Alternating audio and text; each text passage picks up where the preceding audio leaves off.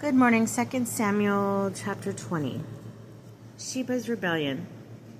Now a scoundrel named Sheba, the son of Berchi, a Benjamite, happened to be there. He sounded the horn and cried out, "We have no share in David, nor any heritage in the sons of Jesse. Everyone to your tents, O Israel." So the Israelites left David to follow Sheba, son of Bichri. But the Judahites from Jordan to Jerusalem remained loyal to their king. David came to his house in Jerusalem, and the king took the 10 concubines whom he had left behind to care for the palace and placed them under guard. He provided for them, but never again saw them. So they remained shut away to the day of their death, lifelong widows. Amasa's death.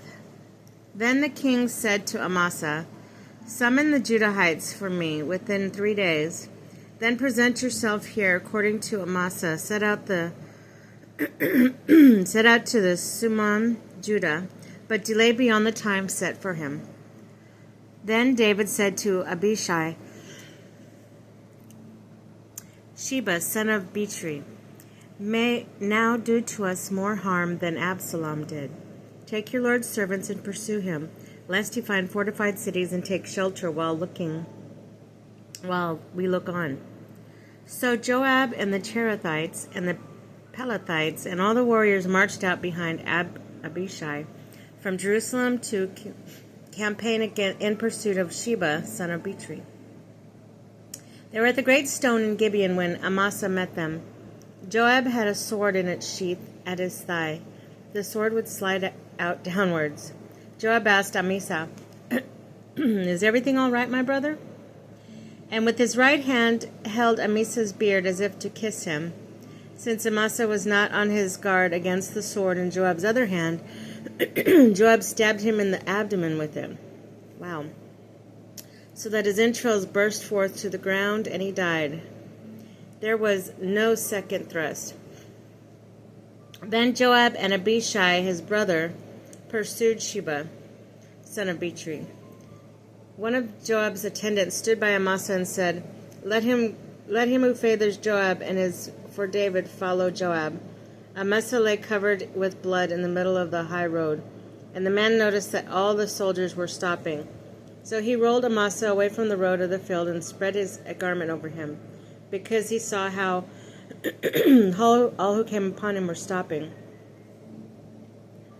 When he had been removed from the road, everyone went to Joab in pursuit of Sheba, son of Bichri. Joab pursues Sheba. Sheba had passed through all the tribes of Israel to Abel and Beth-maachah. Then the Bichrites assembled, and they too entered the city after him.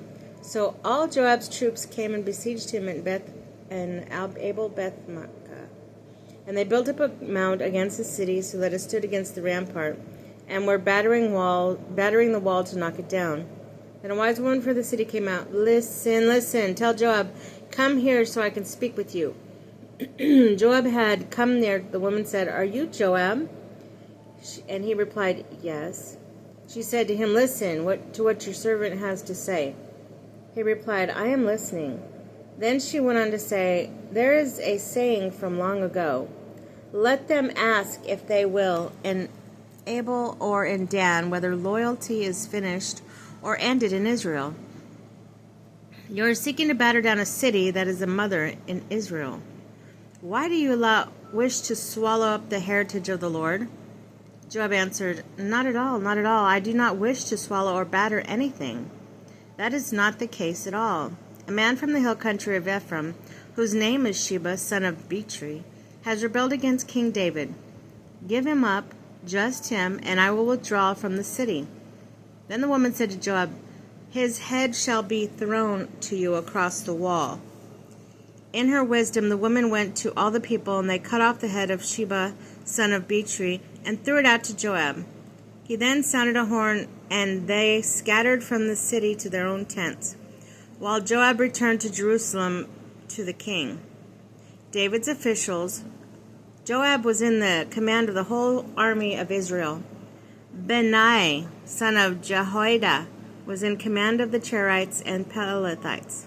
Adoram was in charge of forced labor. Jehoshaphat, son of Ahilud, was the chancellor. Shashah was the scribe.